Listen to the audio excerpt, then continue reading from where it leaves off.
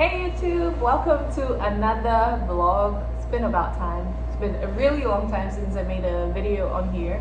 As you all know, I'm in graduate school. I'm getting my PhD. I've had a couple of things come in between, so I haven't posted in a very long time, but I'm back like never before. And yes, I'm in uniform. I'm gonna explain that. I've made a few changes to my YouTube channel, and hopefully everyone else that follows me can adjust to the new me and the things that I'll be posting going forward. I'll still give you some lifestyle updates. I'll still give you some finance, educational tips on finance, traveling to the US for education, and all that stuff in between. But if anybody's interested in joining the Navy on reserves, then I'm your go-to person, because I'll be talking a lot about my experience in the Navy as a reservist. Okay, so before we get into the video, let me say happy Veterans Day to all veterans. Today is November 11th, officially a federal holiday for all veterans. So thank you all for your service. Thank me for my service too, because I'm still working as a reservist. And so thank everybody for their service. And of course, for you watching, thank you for your support. Let's get right into why I'm making this video. Also, forgive the noise in the background initially. I'm sure it's going to come back up. I don't know how to control the system because I'm in A school in Mississippi, and it's a shared mod, so the different people in this building. I cannot shut that down, and I don't know, sincerely, I don't know where to regulate that. So if that comes up, hopefully it doesn't disrupt the volume or the sound of this video. We should be good. I'm going to try as much as possible to be loud. So let me introduce myself again. My name is Elsie, and I used to go on YouTube as a cup of Elsie. I still should maintain a cup of Elsie, but you can also find me on YouTube as at Navy Reserves. So I choose to talk about only Navy Reserve stuff, because that's what I will be doing once I get out of A school.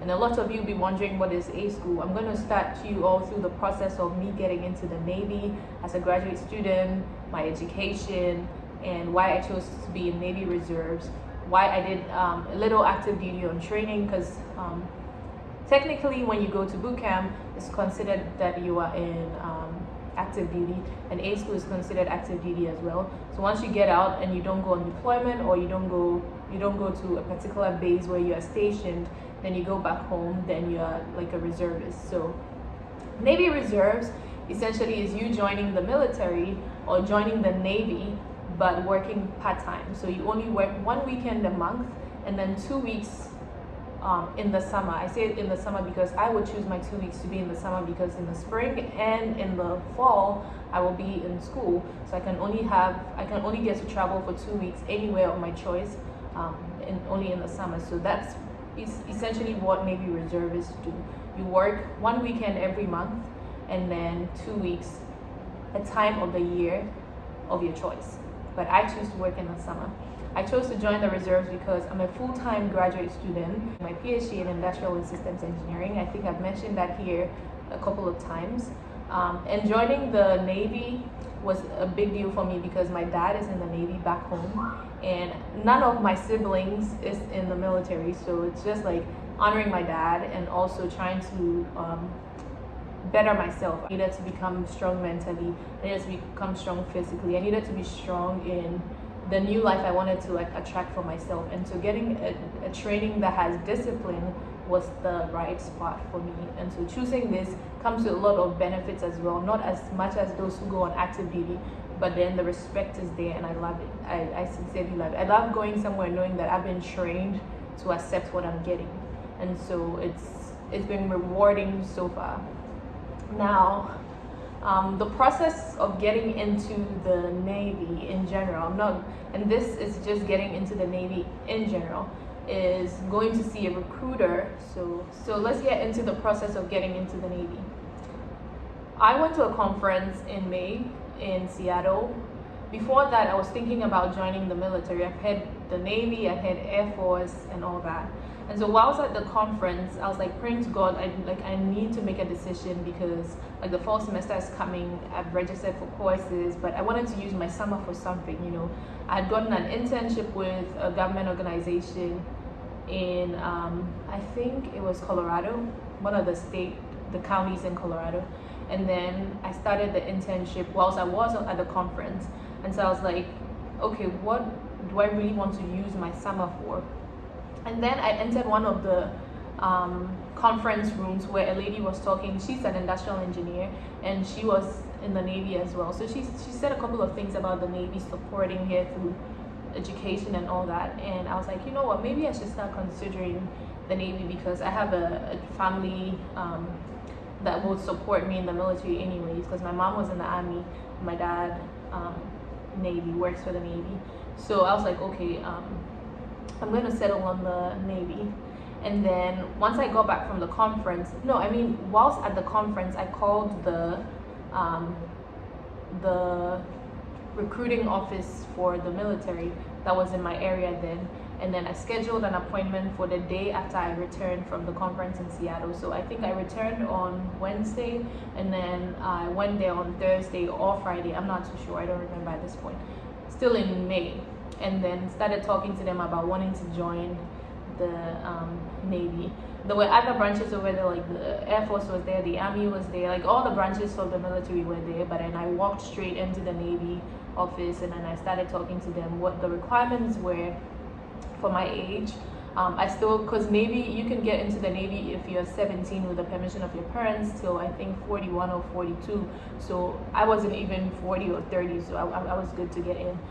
And then, so they made me write this exam called ASVAB. I think they have PICAT as well, but I wrote the ASVAB just to make sure that they give you, I think, 30 or 40 questions that time, and then you pass it. That's just like preliminary exam to the main exam you have to write that will get you into the Navy. And so I wrote that exam, and then I passed it over there. So they were like, oh, you're good, and so you can go write the main exam. We'll schedule you in like 2 weeks to go write the main exam. You have to study for it. And I was like, okay, I'm gonna try this. So I sent all the documents that they wanted, and then got myself ready mentally and learning the stuff on YouTube. I watched a lot of ASVAB videos so that I could pass the exam and then practice. And so for you to go to MEPS, so MEPS is where we all go if you want to get into the military. That's like the processing unit. You go through there to write your exam, to do your initial medicals, to make sure that you are physically and mentally ready to join the military. And so you have to set aside 2 days. So you leave on a Thursday, Friday, or Sunday, Monday. It has to be 2 consecutive days. You cannot go today and go like another day of your choice. So I chose to leave on a Sunday, Monday. So Sunday I go in. I chose to leave on a Tuesday, Wednesday. So I went in with my recruiter. We drove from the city where we are from to the city where the MEPS is. About an hour, 30 minutes drive to go write the exam. And then also after that, you sleep over, and then the following day you go do your final medical stuff, and then you go home. So I remember taking the exam, and I was like so scared. What if I don't pass it or whatever? And then I got an 80. I know other people get higher scores, other people get lower scores, but 80 is it for me, okay? I just had like 2 weeks to study. Within those 2 weeks, it wasn't like consistently studying for 2 weeks. I still had my PhD program going, my research going, and so 80 was just it for me at that point. And I was glad God helped me make that grade, okay? So after the exam, we went back to the recruiter. Has to wait for you for the whole process of your entering the military. The recruiter is going to be with you all through the steps. So she waited for me and then took me back to the hotel so I can get ready for the following day's activity, and then she'll come back and get me once I'm done and then take me back home. And so the following day we went through checking your eyes. The Navy has a standard for how bad your eyes can be, hearing, you check your teeth. Let me tell you, there's nothing you can escape with the military, okay? You can lie as much as you want. Your record is there. They'll pull it out. I know somebody that was sent back because she had prior history of ringworm, right? When she was like 2 or 3. And so she couldn't make it. But I don't know if later she got a waiver or something, because they told her to bring some paperwork. So if you think you're coming to lie, you'll be caught. If you're not caught at MEPS, you'll be caught when you actually enter boot camp for the 10 weeks of training. So yeah, don't lie. I don't know what your recruiters will tell you. You're probably going to get a bonus because they brought you in and you signed a contract, but once you're caught, that's on you. yeah, they still get their money and they still get their promotions or whatever, but just don't put yourself in that situation where you tell a lie and later they find out. So that's just by the way. So I did the eye test, I passed. Obviously I wear glasses, so my eye is not vision 20/20 because I wear glasses, but I passed. I did the hearing test and I had good hearing. I did the dental test, I did the urine test, and then I passed all that. Okay, that's my roommate trying to be a witch right now. So sorry, my roommate told me she's gonna be a witch when I start making this video. So yeah, so I passed all that, those initial, and I call it initial examination, medical examination, because there are rigorous ones that you have to do later on where they check in for other things in your medical history and when you get to boot camp. So I passed all that, and then I went back home. My recruiter picked me up and took me back home, and then she called me again, because once you're done with all that, you have to sit with somebody at MEPS who will take you through picking your job that you do for the Navy. Now let me tell you how I got my job. Before going into the Navy, I was looking for something that relates directly with what I do as a graduate student, right? My graduate school education is in engineering, but the focus of my research is in supply chain optimization and simulations. So I wanted something that even if I decide to go active duty or I finish school and decide I don't want to use my education, I can still do it. Like, I can easily relate. So I was looking for something, you guys know I like finance too, so I was looking for a job in PS, IT, or I didn't want anything engineering specifically, because that would be too much, because I'm already dealing with a lot with school. And so I was looking for something PS, personnel specialist, which would deal with finances, pay, and all that. I was looking at the IT, and I was looking at supply chains. And so I ended up picking something in supply chain because that was the one that was available. PS was full at the time I wanted to join the Navy. They were not looking for PSs because the number of people that registered to be PSs were full. And so I ended up discussing with the person at MEPS who was, I think they're called the classified people. I don't know if I'm saying it right, but you have to sit with somebody who's classified to take you through the process of picking a job. So going in, I already knew that I was going to go with these three. It's either IT, personnel specialist, or logistics specialist, which is supply chain. And so I ended up picking supply chain,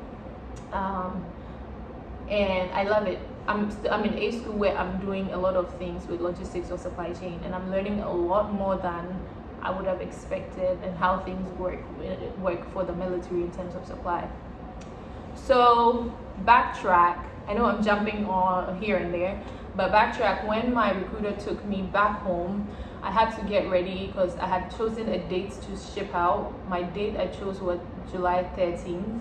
And so again, with the military or MEPS, whenever you pick a date, you have to travel there a day before. So my shipping out date was July 13th.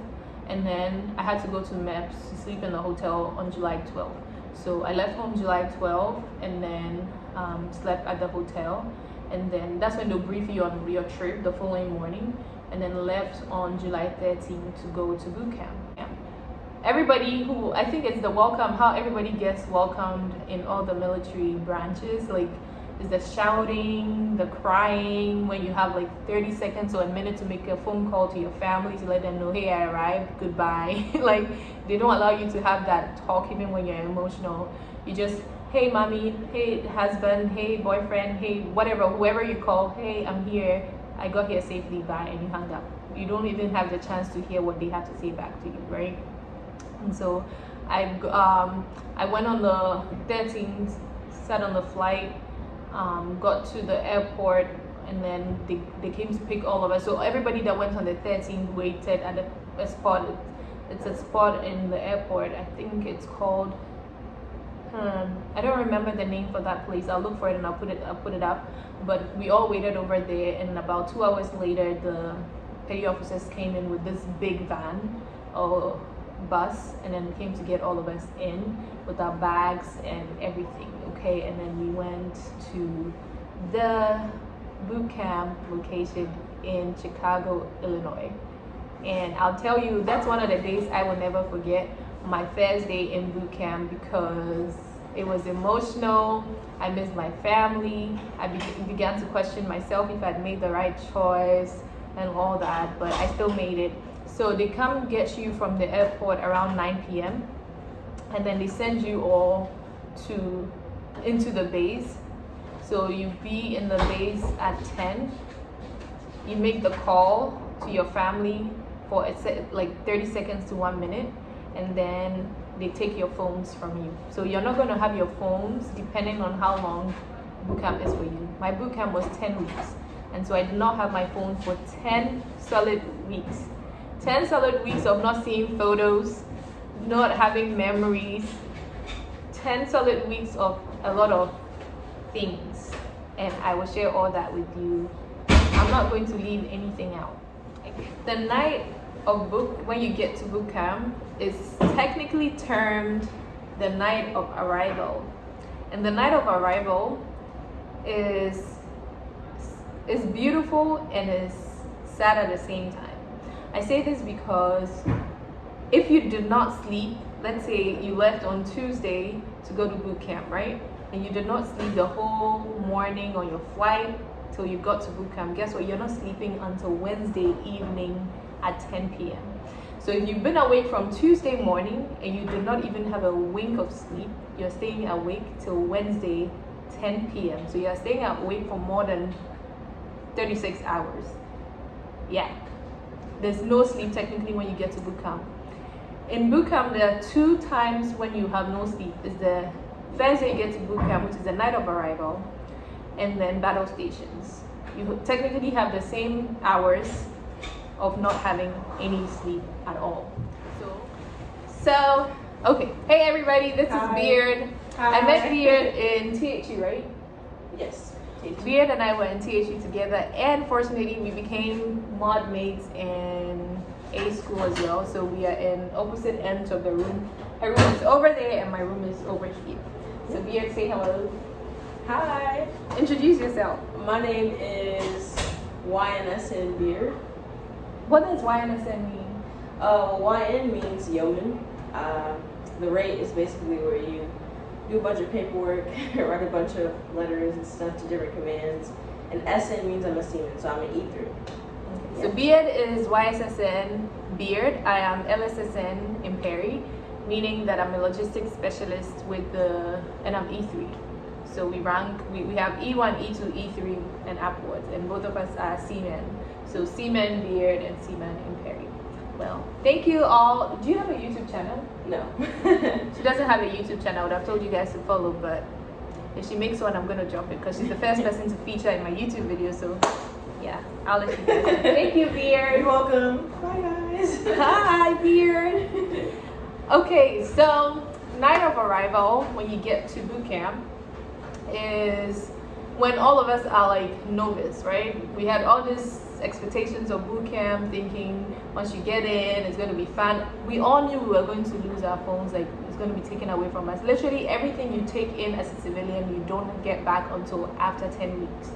I'm going to make a video actually talking about the things you should take along with you to boot camp or to active duty training or whatever training you have for the military, because you send so many things that you actually don't need. They give you everything, literally from the cream to the bathroom slippers to the towels to the comb to the brushes to the boots, shoes, whatever, socks, bra, panties, everything. And you wear military clothes over there, so you don't need your civilian clothes. They take all of that and they put it in a box and then label it and store it. And once you're done with graduation, you pick it up. And so when I got to boot camp, the night of arrival, they took us to this room and then we took our first test. So you take your first test that shows whether you've done any research about the Navy. So what are the rates, what do they do, who is an E9, who is an E9, who's an E8. So there's like 3 different E9s. There's an E8, there's an E7. What do they represent? What do they wear as a color device? What do they wear on the sleeves of their dress blue uniforms? So on the first day you arrive, you're going to take a test. And you should be prepared because these are things that your recruiter will probably have told you before you got to boot camp.